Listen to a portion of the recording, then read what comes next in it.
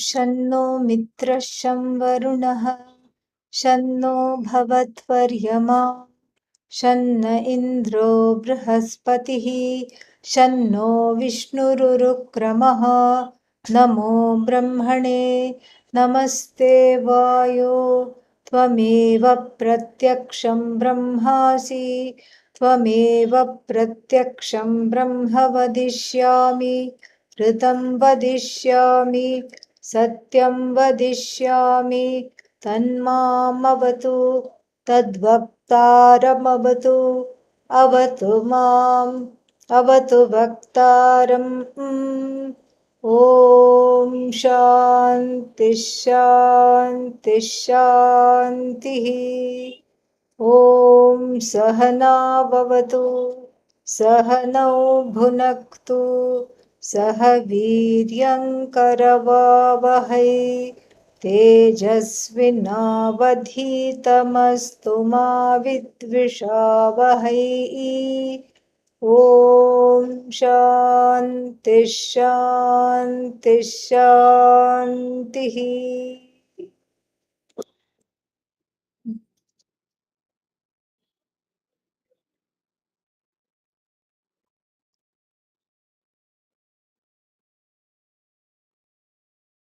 Now we are in the middle of a discussion. How is Brahman limitless? And so we have seen two aspects of it: limitless space wise, limitless time wise. That much we have seen in detail. Now only one kind of limitlessness is remaining to be seen. And what is that? Something, a very funny kind of a limitlessness called object wise, which is very unique to Vedanta. Otherwise you don't have it so much. And so this is very interesting. So space and time, we know, are constrictors. We know, we know it through physics, we know it through so many sciences, everything. But the fact that this, what is that, this object wise limitation, this is very, very unique to the Shastra. And so here the Bhashyakara chooses to talk about how Brahman is limitless in all three ways, because one is little bit confused generally. Because when you talk about limitlessness, how Brahman is limitless, one doesn't know. That's why Akasha was brought in, something that space, etc. So we had a long discussion about that. Now we have to look at how Brahman is free of limitations object wise. What is this object wise? Object wise means that if Brahman, let's not talk about Brahman now. If you have an apple sitting on the table, which you are looking at, it is in front of you. You have a basket of fruits. So there is an apple in that basket, and then there is an orange, and there are grapes. So the grape is not an apple. So grape is limited by not being an apple. The apple is limited by not being a grape and not being an orange. So this is what is called object wise limitation, because every object is limited by not being another thing. This is something very, very interesting and unique to Vedanta, because everywhere else they don't have this. So why should we be concerned with this? We should be concerned with this object wise limitations. Why is it important? It is important because what do we face in the whole day? Objects.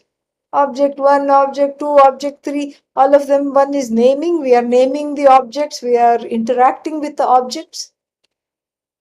And so this is something which is very important to internalize, that whatever that one is interacting with in terms of objects, it is not, those objects do not enjoy the kind of limitations which Brahman, which is you, the observer, enjoys. So this is where we are going right now. And why do we need to go here? Because that's how remember, this is a segue bhashya, and the segue bhashya, that's how we proceed into the vakya tasmadva etasmat atmanah akashas sambhutah.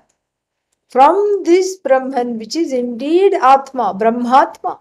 It is from this Brahman, which is indeed Atma. What happens? The Akasha was born. And Akasha we discussed for such a long time. We said that it is space-wise and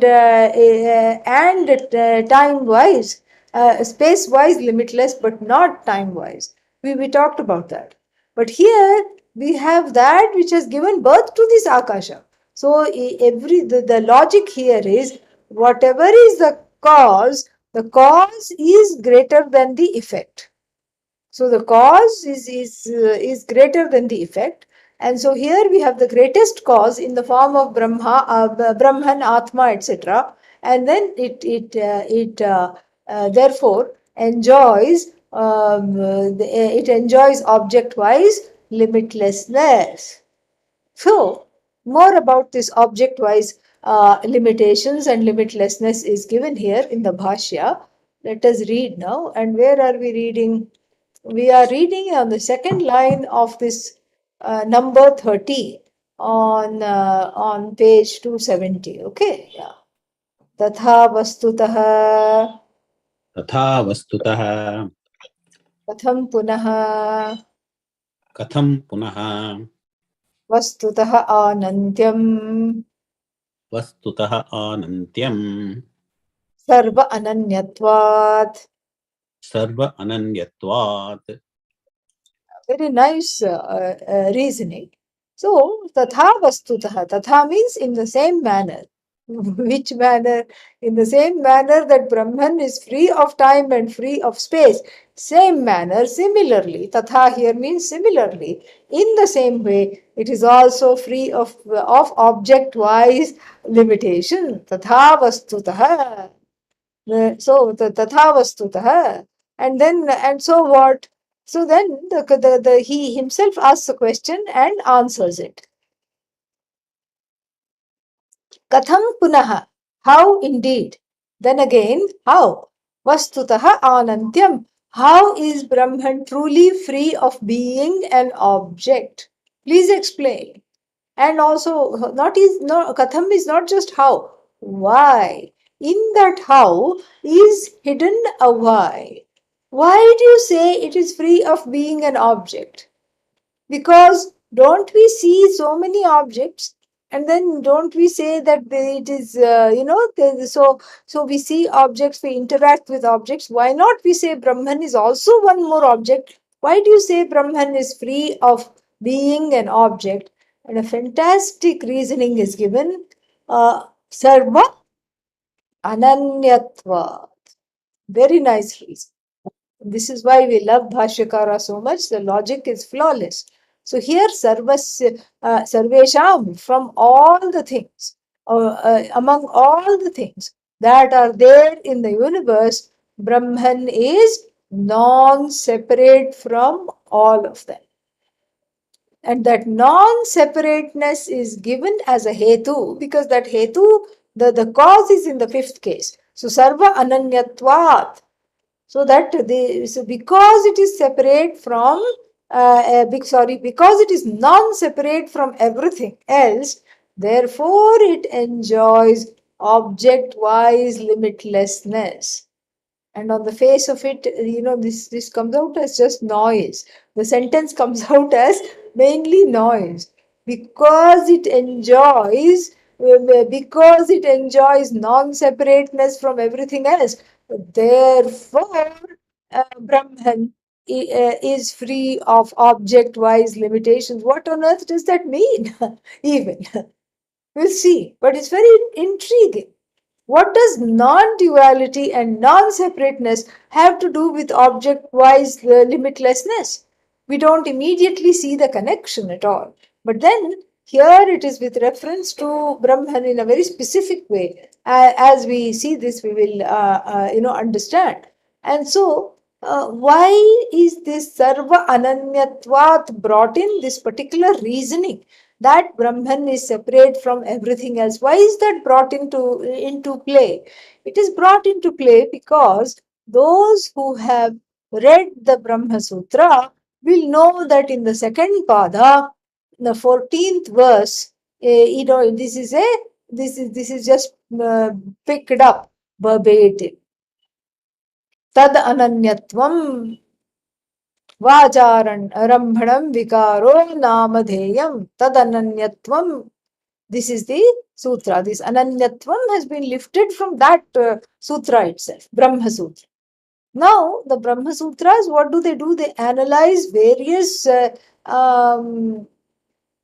Mahavakyas and other, not just Mahavakyas also they analyze, but also other Upanishadic sentences. They analyze them based on certain topics. Otherwise, you will be analyzing each and every statement, and the sutras will never get over.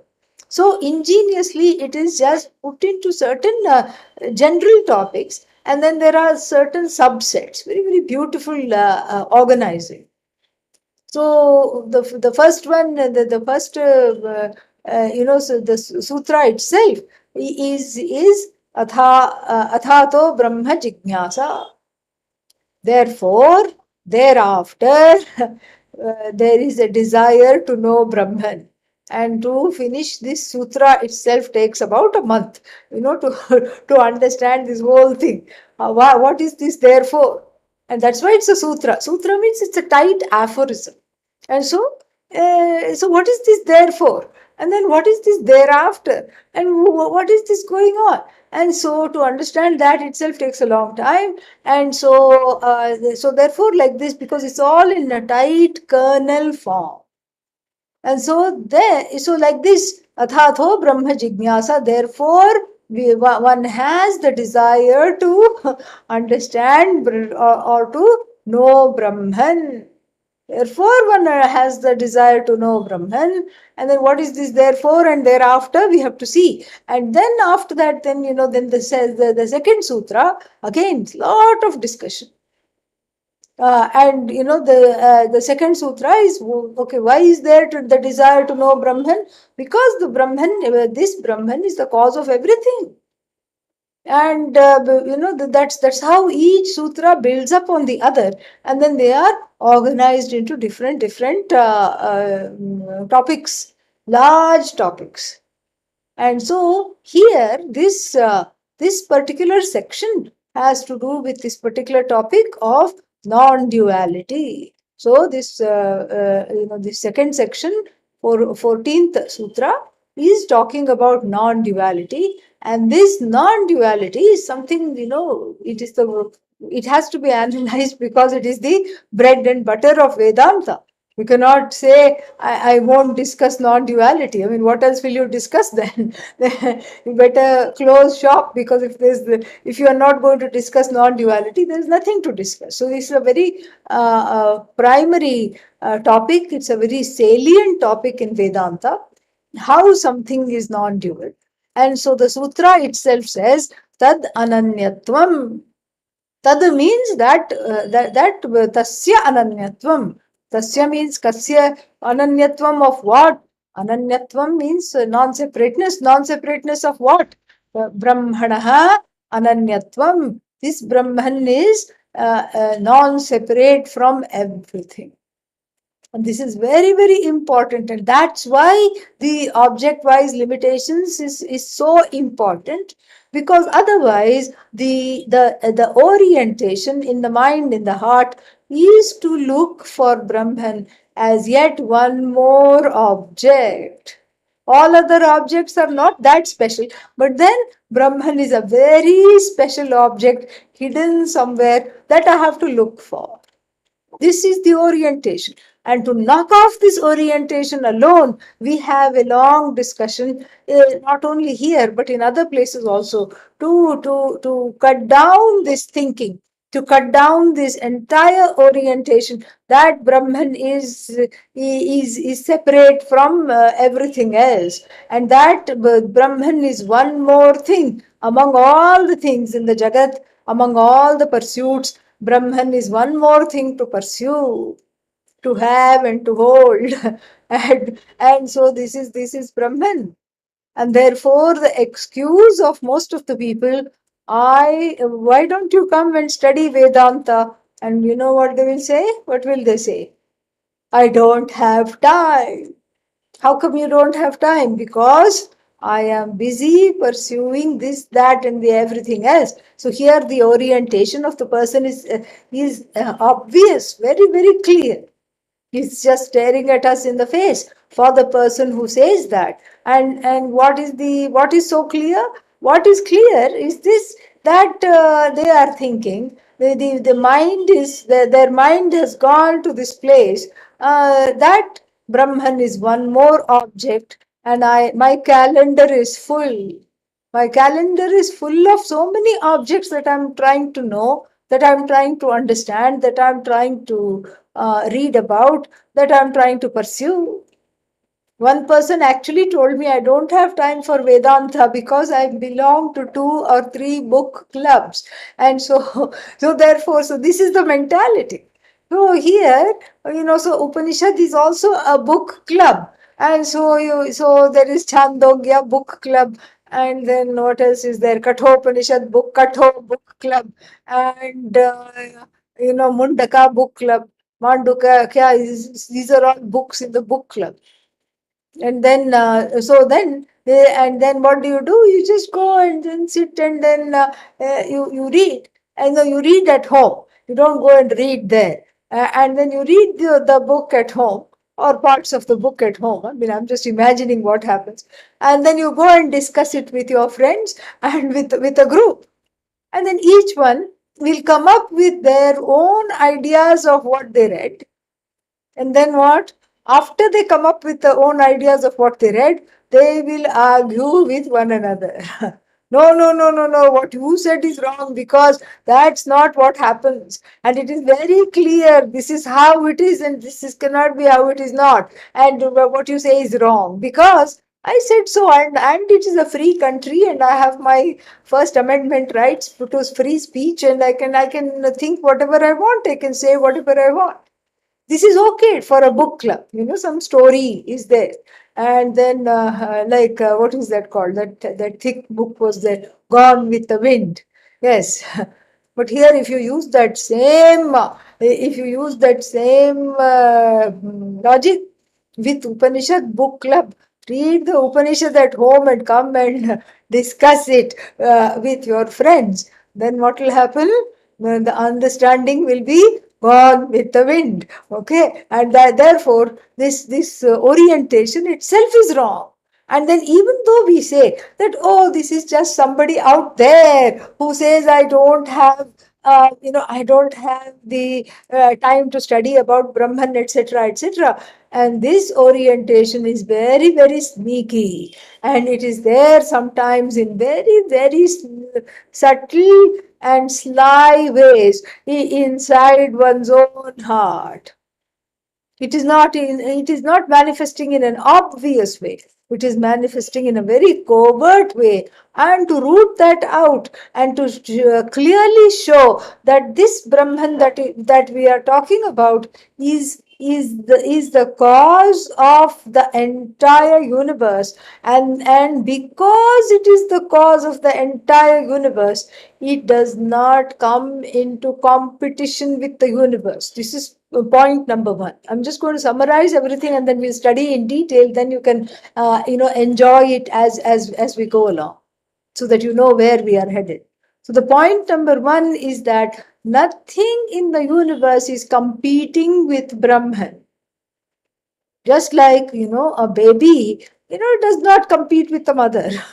At least not when it's a baby. So this is the whole idea. And so, and a calf does not compete with a cow. And it's a small baby. It still needs to be cared for.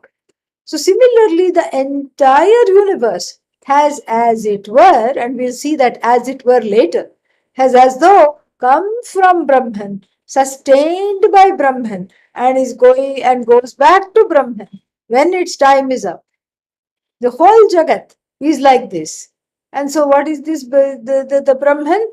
So the Brahman cannot be in competition with anything else in the universe. Why? First, it has a Karana Karya Sambandha. It is the Karana, it is the cause, and everything else is, as it were, an effect. And then, so this is point number one. Point number two, this itself is quite nice to think about, and very soothing to the person who is all frantic and upset and everything. But then the next point is clinches it, and that is the point that we are going to be studying in detail. And it says tad ananyatvam. Not only is it means Brahman. Not only is Brahman Sarvasya Karanam, is the cause of everything, as we saw earlier. Last week we saw this in detail, that Brahman is the cause of everything.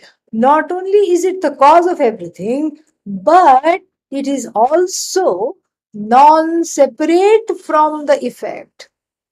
So the effect is not outside of the cause. Effect is cause. Effect is non-separate from the cause. And so that this is called tad ananyatvam. So all that Brahman has, so to speak, produced is non-separate from itself. And so this ananyatvam is a very compelling and a very important argument, and that's why it is made into a sutra. And fortunately, we are ahead. Why? Because we studied this in Chandogya Upanishad.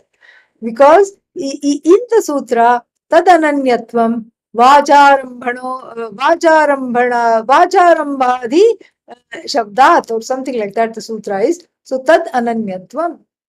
So it is non-separate. Why? And then the hetu, the proof that is given, is the Chandogya Vakya, is the sentence, very famous sentence from the Chandogya Upanishad, which we have already studied, so we can really enjoy that as well.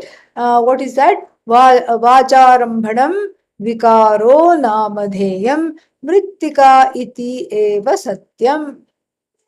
This we have seen. And so the whole, here, Uddalaka asks Shvetaketu, have you studied this knowledge, knowing which everything is as good as known? And after a couple of false starts, Shvetaketu gives the right answer. At first he says, my teacher must not have known this knowledge, otherwise they would have taught me. I was a grade, 4.0 GP, whatever it is, GPA. And so I would have known, I was the best student. And the father asks again, I'm not asking you if they taught you or not. I'm asking you if you asked for this knowledge. Then he finally comes down from his hobby horse, and dismounting from his hobby horse, he says, oh, is there such a knowledge? That is when the teaching begins. And then the teaching is very beautiful. Sat eva somya idamagre asit ekameva dvitiyam. So this jagat that you see around you, that we all interact with every day, all these bodies, all these minds, all these senses, that's also part of the jagat. Starting with your own body, the jagat starts with your own body. And so so you have your body, and then there are other bodies in the jagat that you interact with, and then other minds, and then there are things like houses. There is streets, houses, and then there are things like sun, moon, etc. There are things like 5 elements. So all these things are they have a particular status. They have an existence that is alambanam, arambhanam. Both are very interesting. Alambanam means it is dependent upon your tongue. So the whole jagat is born of your tongue. Very, very interesting. Very, very, very, very fascinating. So how can you say the whole jagat is born on the tongue? It sounds like some kind of romantic poetry, to hold eternity in the palm of your hand, all these things.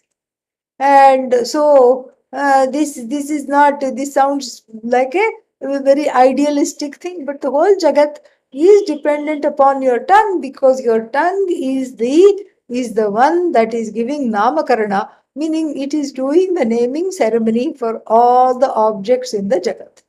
This I shall call pot, and this I shall call thought, this I shall call cat, this I shall call rat. No, but I didn't decide on the names. Yes, you didn't, but collectively it was decided, and you still, each time you say pot, you're giving it life. You're giving it life means it is coming into existence. It is coming into your awareness. I mean, so does it mean it doesn't exist before? Yes, it exists before, but then it cannot advertise its existence. So it is dependent upon your tongue to advertise its existence. So you have to say, oh, this is a pot. Oh, this is a known pot because I encountered it today and I encountered it yesterday. This is an unknown pot because I'm seeing this for the very first time. This is how it is. And so the entire Jagat is at the tip of your tongue. The whole Jagat is recalled, recounted, talked about, because a talked about Jagat is nothing but an existent Jagat. And so what is this Jagat? That which was Brahman before it came into being. Sadeva Somya Asit, past tense. Idam Agre Asit. Sat eva Asit. If Sat means Brahman. We have seen Satyam, Sat, they are all the same. So it was Sat. So the Sat is the word that is used in the Chandogya. And here it is Satyam, Jnanam, Anantam. It's all the same, just from different standpoints. It was Sat. It was the cause. So what was the cause? This Jagat was Sat. And the Jagat was in a causal form. And then what? Idam agre asit. Agre asit. Idam Jagat agre, previously, Sat eva asit. Fantastic.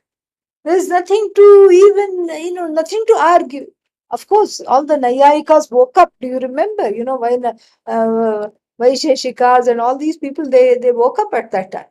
And there was a series of arguments.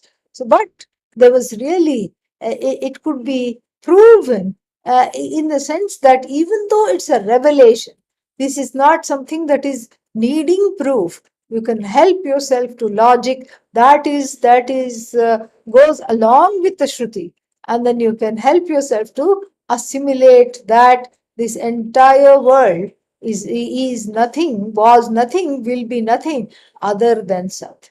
This is Ananyatvam. This is exactly what we are talking about, Ananyatvam. But then this is Ananyatvam in general. But then this Ananyatvam is general, is particularly illustrated to be for easy assimilation using the example of the pot and the clay. But before that, he says Vak Arambhanam, and then there is a, usually in Sanskrit, in some ancient words, there is a Rakara Lakara Yoho Abhedaha. So that La and that Ra are interchangeably used. And so this is there. And that La and that Ra. And sometimes the Da also. Then, like the first mantra of the Rig Veda, Agnimi Ile Purohitam Yajnasya Devam Ritvijam Hota Aram Ratnadhatamam. So, Agnim Ile La. It's a kind of a funny La. It's not a dental La, it's a cerebral La. And then that La, what is this La? It is actually Ide. I invoke the fire. I worship, I invoke. Agnim Ide. But then it has become Agni Mile. And so like this, that Ra and that La are interchangeable. And so we have two iterations here, Vak Arambhanam and Vak Alambanam. Also, because of this Ra, La, non-separateness, we have these two words. And both of them are extremely pertinent and very complementary. So I don't think it's an accident that there is this Rakara, Lakara mix-up. And so, what are these two words? First is Vak Alambanam. Alambanam, dependency. There is a dependency on this. And what is this dependency? There is a dependency. What is this dependency? There is a dependency on Vak. What is Vak? Vak is speech. So the whole Jagat is that this is what I mean. The Jagat rests on the tip of my tongue. As soon as I talk about it, it is there. It is dependent on me to articulate it. It is entirely dependent on speech. Why? Because each word, each thing, is a word with a meaning. Each thing in the Jagat is a word with a meaning, and the word is dependent upon the tongue for its articulation. And so the tongue brings the Jagat to light, and so therefore it's all word and meaning. Pot. It's a word whose meaning we know. We collectively share and know. We may not know what kind of pot, but still we know generally what pot is like that. So then we say cat, word and meaning. Then we say hat, word and meaning. Then we say donkey, word and meaning. And then we say something, so many things. Quarks, atoms, word and meaning, molecules. All of them are just a series, a string of word and meanings. That's all it is. Vak alambanam. Alambanam means dependent upon the speech. Dependent upon the speech. Because without speech, there is what Jagat is there. No, but it can be there. Yes, it can be there, but it is not brought to light. It is very clear that a sentient being is needed to even bring the Jagat as an object to light. Because if an object is not brought to light, if it is like for example an unknown object, yes, it can rest there as a potential. Now before this, for example, now before this new telescope, what is its name? The Webb telescope. The Webb telescope came. We did not know so many things. And we were happy with Hubble. We were hobbling along with Hubble and seeing all these things and, just stars and going, ooh, how nice. And one NASA picture, oh, how nice Jupiter looks and how nice this one looks and that one looks. And we were happy with that. Then along comes this Webb telescope, and then it has depth, it has breadth, it has brightness, everything is just in 3D. And not only that, all the things that Hubble was older, Hubble started to have cataracts and it needed to be retired, I think, and or it needed to go in for some, upgrade or upanetram or something like that. But then this one is just brand new. And it can see it has 20/20 vision. It has even 20/40 vision even. It can just see through everything. And then suddenly all these new planets have come to light. And they're all in some of them are just 30-40 light years away. You can't even say just. Light year means what? It's huge.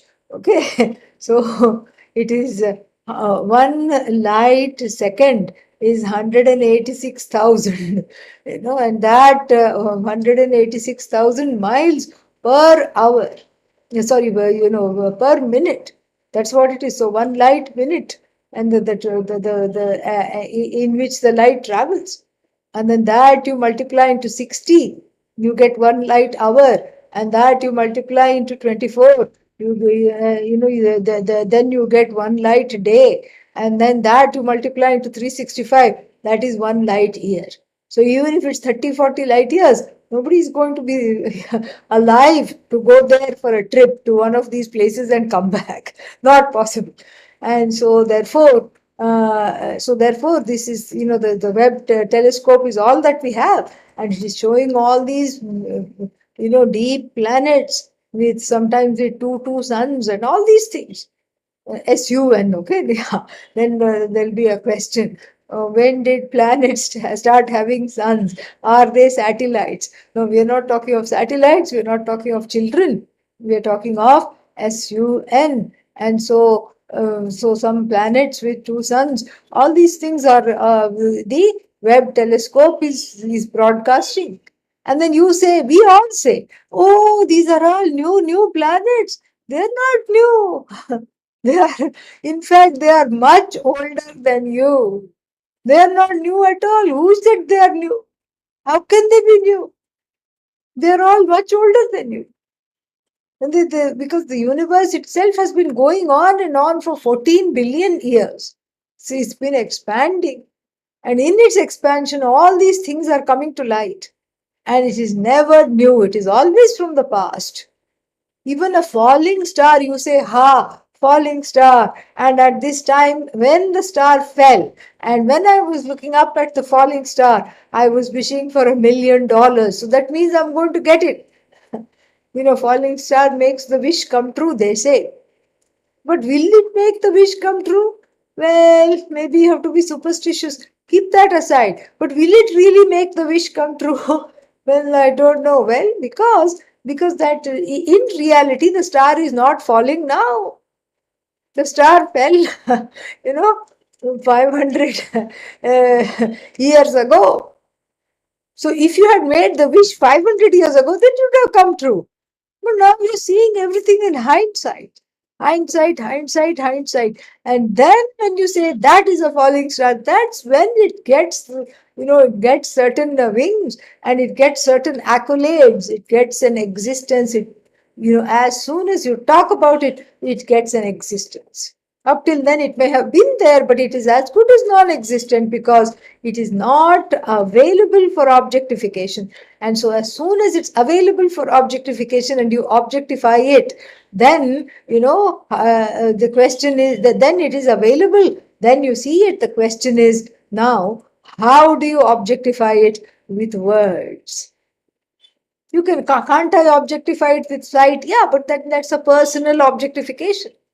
I spy with my little eyes the pot. Okay, it's just my personal objectification. But then if I say this is a pot, or if I say hello friends, let us call this object a pot, then it is a collective objectification. And it's an objectification based on the speech. So first one is what? First meaning is what? Vak alambanam, dependent upon the speech, is this entire Jagat. I mean, just take this in. I mean, for a second, it is so big. It is so big. All the things that one is afraid of, all the things that one is doubtful about, all the things that one did not like or never liked or will not like ever is dancing on your tongue. It's already there. Just fascinating. So that's the first meaning, dependent upon speech, on my speech. The speech of the observer of the object. That object is dependent upon the speech because it has no independent leaning whatsoever. That's the first meaning. Then we have another meaning because of this ra and la business. And what is that second meaning? Vak arambhanam. Arambha means what? Arambha means beginning. So, my vak makes this universe begins with this universe. The universe begins with the speech. But why only my speech? I mean, this is just, a metaphoric way of saying everyone's speech. It begins with your speech, meaning, until then it was not there. Like you lost your pen, your favorite pen. And then you look, no pen. And then suddenly one day, You just, glanced under the desk, and there it was, hiding behind near the wall. And then you say, oh, pen. So the word pen. So the pen begins with the word pen. Pot begins with the word pot. Everything begins, because that's why one is in a hurry to name things. You have to name things immediately. People name everything. People name their dog, people name their car, and in India, people even name their grinding stone. They have, in the rural areas, not so much in the cities, because in the cities, everybody has switched over to those blenders, mixers, and everything electric. But in the rural areas and even in the cities, when, a lot of food has to be made, there is this stone grinder. There's a very big stone grinder. And that stone grinder is like a huge mortar and pestle. Huge, big thing. And with a huge hole. And then the pestle is not a small stick. It's another big boulder, like in the shape of a Shivalinga. At least that's how it is in South India. And then so you put some things inside, like coconut or whatever you want to grind, and you grind it. You grind, and that's how you get this. Like this, it is called the what is it called? Grinding stone. Even that people name. People give it names. People name their houses. People name everything. People name their food. Oh, this is just dal, right? No, no, no, no, no. It is not just dal. Come on, don't insult what I have made. It is a special kind of a dal. It is called black dal. So what's so special about it? Well, it is a particular kind of a dal, a lentil with its cover still on it, meaning it is not shelled, and that cover is black. And that's why. That means what? One was lazy and didn't remove the cover, that's all. And then just put it in the water. And then so you don't call it dal because it's a special kind of a thing. It's a black dal. And it is not just this, it is that. So this naming is happening. Why? Because that's how the story of any object starts, with its name. With its name, it is brought to light. With its name, it is known to exist. With its name, it is known to be ready for transactions. So, Vak Arambhanam, it all begins with the name. Each and everything begins with the name. There is nothing other than name. It's all name, name, name, name, name, form, form, form. The name brings in the form. Before it's just name, but the name brings in the form. So everything is name and form, name and form, name and form. And what is this name and form? The name and form is nothing but the word and its meaning. Table, word and meaning. Chair, word and meaning. Bed, word and meaning. Desk, word and meaning. Computer, word and meaning. The whole thing. Window, word and meaning. Lamp, word and meaning. Sky, word and meaning. Everything is a word which has a meaning. So that word, that which began with that word, is Vak Arambhana. Even the Bible corroborates this, what is said in the Veda. In the beginning, there was the Word. There was Word. And the Word was with God. Nay, Word was God. Tad ananyatvam. So this word, these words, this word upon which the Jagat, the word Jagat, brings in the Jagat. So this word upon which all words depend, and this word, this bevy of words that I have, these big bunches of words that I carry, in a way, every adult is like a walking, talking dictionary. We have A to Z, all the words there, already there. And so all these words comprise the Jagat. They are describing the various objects in the Jagat. And when you describe them, they become real. Why? Because you're lending your consciousness. Just by thinking of them, your consciousness has traveled to them in the form of a vritti, in the form of a mental modification, meaning an object of thought. But that object of thought is not free of thinker. The thinker is very much there. So there again is the non-duality. The object of thought is not separate from the subject of thought. And that subject of thought is nothing but that consciousness. And so everything is name and form, which is, in other words, sometimes you get tired of saying name and form. You don't get tired of saying it, but you get jaded hearing it. Name and form, yeah. Let me go to my happy place and think about something. This is what people think, because I know name, I know form. After a while, the pedagogical tool does not work very well. And so therefore what? Name and form are really word and meaning. The name is just the word. And then the meaning of the word is again shared. The word is shared and the meaning of the word is shared. And that meaning is non-separate from the word A and is non-separate from the seeker of that object, that meaning. Very, very interesting, fascinating. And so there is all this word and meaning, word and meaning, word and meaning, word and meaning, word and meaning. The whole Jagat is words and meanings. Which you understand.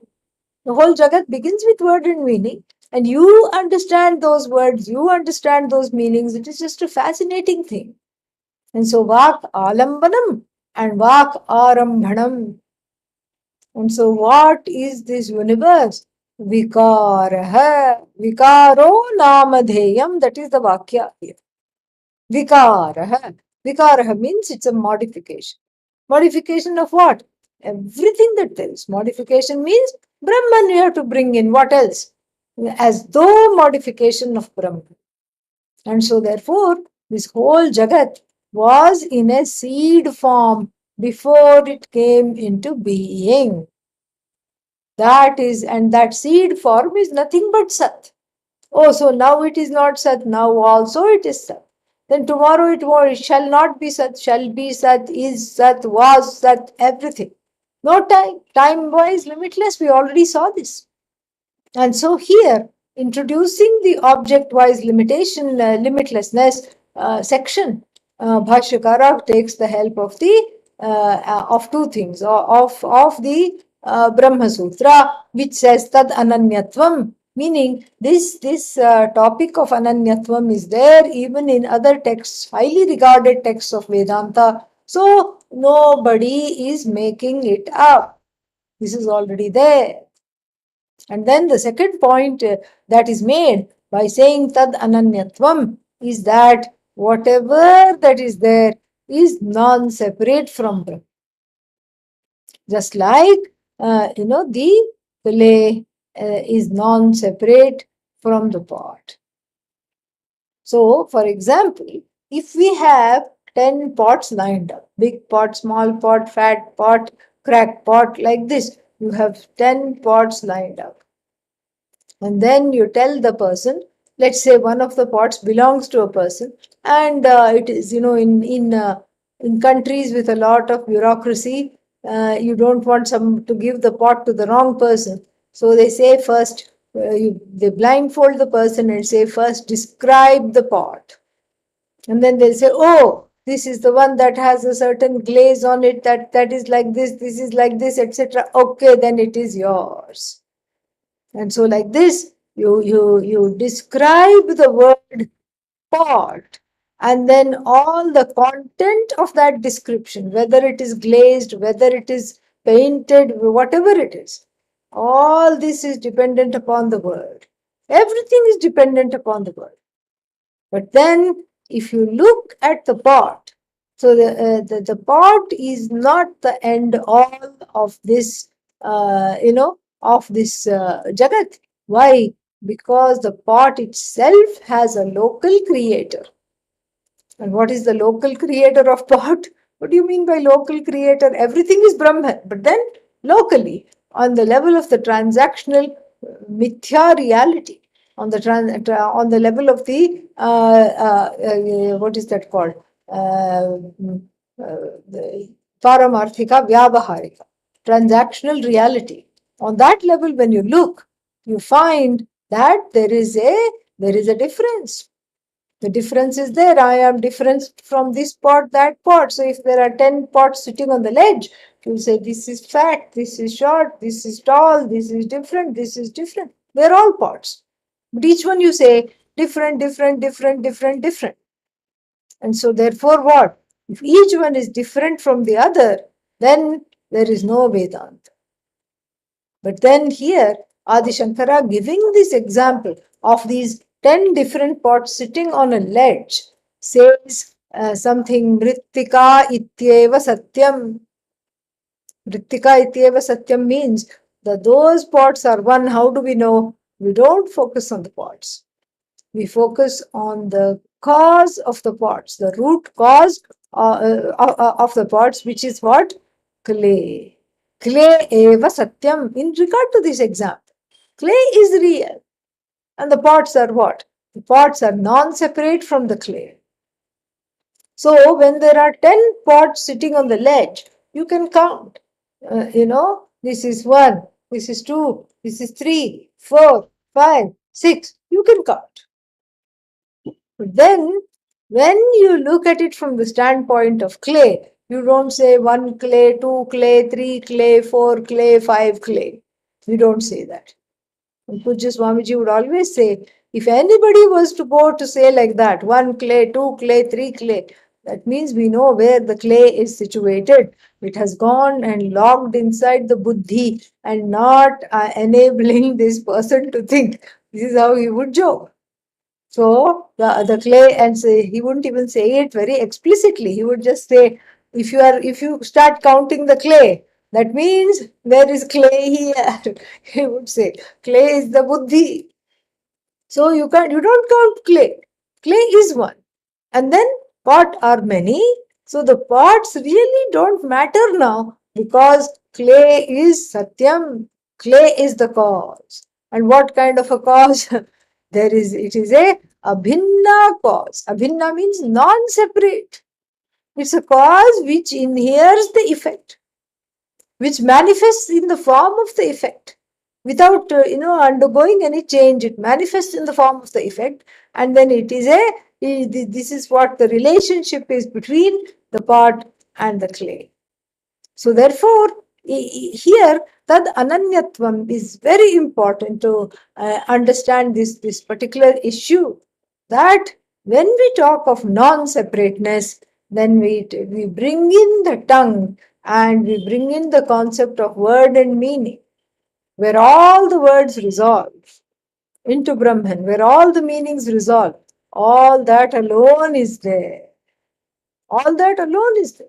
You are not there as a separate entity, and I am not there as a separate entity. And the whole Jagat with its 5 elements and the rivers and seas and volcanoes and everything, it's not a separate entity at all. So the word and meaning spoof immediately leads us to this place. Tad ananyatvam. So just like when you see pots, you don't immediately start to look for the clay because it's already there. It's already there. Every pot is nothing but clay. Especially if you have watched it. You watch the person, you watch the potter knead the clay and then put a little more water and wash the hands off, and then it is still what? Clay buddhi. You look at it from the standpoint of clay. Then you see the potter kneading the pot. So first it was a lump of clay. Now it is a kneaded lump of clay. And then what? Much needed, because he spends a lot of time just trying to make it soft enough to craft something out of it. Craft a little pot out of it. So then also what do you say to it? It is clay. Clay buddhi is there. And then after that, what do? Then you throw it on the wheel and then start the potter wheel, and the potter makes the pot. Then also you say, oh, that same clay is here. But then as soon as it has a shape, As soon as it has a form and a name, immediately the understanding of this Ananyatvam goes out of the door. That is why it has to be brought in repeatedly. Because once it goes into the kiln and comes back, especially for painting, glazing, etc., it is very difficult to think of, to think of that non-separateness, to understand that non-separateness. Very, very, very difficult. And so this is why it is important. This is why we are studying this. And this Ananyatvam brings in a very different flair to this whole discussion. Ananyatvam means, and the reason for this Ananyatvam being talked about is object-wise, free of limitation. Because every object is Brahman. Brahman is not any object. And so that is where we have to go. And then the next one, let's see. Let us look at the Bhashya again. Sarva Ananyatvat. Sarva Karanatvat means Sarva Ananyatvat. It is not separate from anything else. Okay. So then, we'll read further. Bhinnam hi vastu. Bhinnam hi vastu. Vastu antarasya. Vastu antarasya.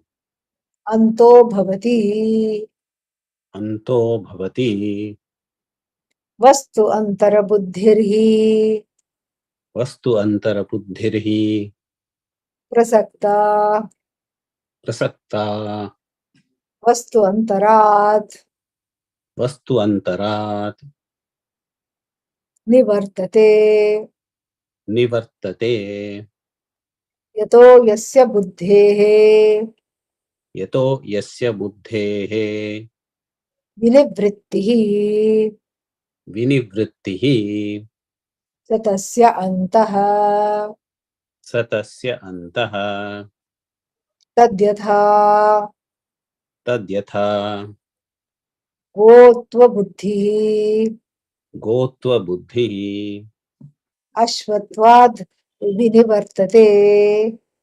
Ashvatvat vinivartate. Iti. Iti. Ashvantam gotvam Ashwantam gotvam iti. Antavadeva bhavati.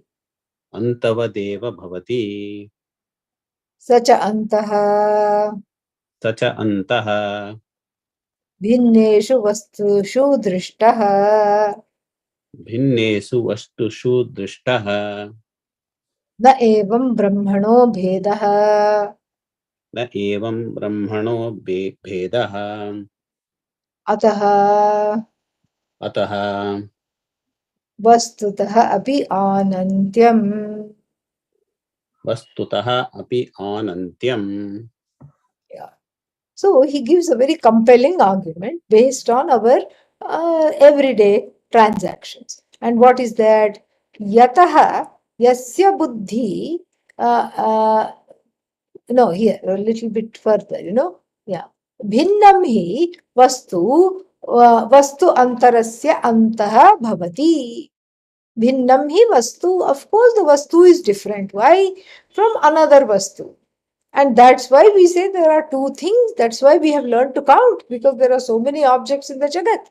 You can keep counting and say this is different. This is completely different. From what? From that. From that one, this is different. From this one, something else is different. Like this is never ending. So then, what do we have here?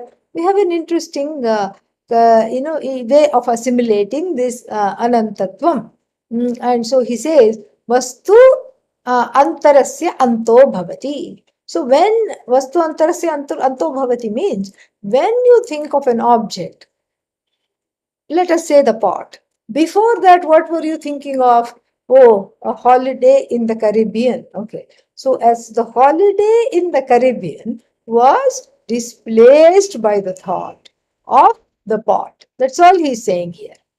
He may not say pot, that is our example. But here what he's trying to say is that bhinnam hi vastu, one pot, yes, is, it is this thing is very different. Vastu antarasya anto bhavati. So a vastu which is discrete from the other delimits the other thing, and that other one also delimits this one. So how many limitlessnesses we have? Two limitlessnesses. And we know that the limitless means ekam eva. And it is one and one alone, non-dually one. This is what we have to understand. And so so the vastutaha anantyam goes out the door, so to speak, for the time being anyway, because one embroiled as one is in the jagat, one does not know how to do this this particular this particular discernment. So bhinnam hi vastu antarasya anto bhavati. Antah bhavati. Antah bhavati means that particular thinking comes to end. When? Vastu antarasya. So when another vastu is spied on, thought about, or comes to light, and then we'll see the meaning today, and then tomorrow we'll see this in little more detail. Vastu antara buddhirhi prasakta vastu antarat nivartate. So prasakta means that which is under consideration right now. So vastu antara buddhihi. So prasakta vastu antarat nivartate. So if you are looking at a pot and then you see a dog, so the pot buddhi goes away and the dog buddhi comes. That's all it means. Pot buddhi goes away and the dog buddhi comes. Yataha means yasmat, because yasya buddhehe vinivrittihi satasya antah. That which reverts from the mind is called that it has come to an end. It has reverted from the mind. The mind is no longer engaged with it. It is not thinking of it. So the tongue is not talking about it. The mind is not thinking about it. So therefore, it is different than what is occupying the mind right now, which is namely another vastu. So one vastu is different from the other vastu. So here, in the beginning, he started to talk about this. Adi Shankara started to talk about it from a macro level, and now he has made this discussion up close and personal. Because if it's at the macro level, it is difficult to conceptualize, even more difficult to internalize. And so here, prasakta vastu prasakta buddhi vastu antara prasakta buddhi vastu antarat nivartate. So as soon as I think of pot, the cat is gone. As soon as I think of dog, the pot is gone. It's just totally gone. Why? And the reason is given. Yataha, because yasya buddhehe vinivrittihi, from which mind it departs, an object departs, satasya antaha. That means it has come to an end. The object has come to an end. And he gives an example. Tadyatha, gotva buddhi ashvad vinivartate iti ashvantam gotvam. Ashvantam gotvam. Gotva buddhi means buddhi. Let us draw up a bucolic picture. What is that? There is a nice pasture, and then the cows are grazing side by side. What is that? Horses. Horses are also grazing. They are all grazing happily side by side. So first you look at the cow. So then what happens? The mind has a cow vritti and the mind goes into cow buddhi mode. Oh yes, now we are looking at a cow. Now we need to talk about cow. So let me have cow buddhi, cow consciousness. The consciousness for which the object is a cow. So the cow consciousness comes, and then side by side the horses are also grazing. And then you look at a horse, and then what happens to cow consciousness? Cow consciousness, cow cognition, cow consciousness changes into horse consciousness. And then, so then each one delimits the other. Iti ashwantam gotvam. So, and the cow cognition, the cow consciousness is only up to the horse consciousness. As soon as the horse displaces the cow, then what happens? The cow has come to an end. The cow may be alive and chewing its cud happily, but for the sake of the brain, for the sake of the buddhi, the cow has come to an end. Antavat eva bhavati. And then sacha antaha bhinneshu vastushu drishtaha. This kind of an ending we see in each and everything in the universe. But na evam brahmano bhedaha. But from the standpoint of Brahman, there is no bheda at all. Ataha vastutaha api anantyam. So therefore, we say object-wise also it is ananta. I have to explain this a little more. We'll do that tomorrow. Om Purnamadah Purnamidam Purnat Purnamudachyate Purnasya Purnamadaya Purnamevavashishyate Om Shanti Shanti Shanti Harihi Om Shri Gurubhyo Namaha Harihi Om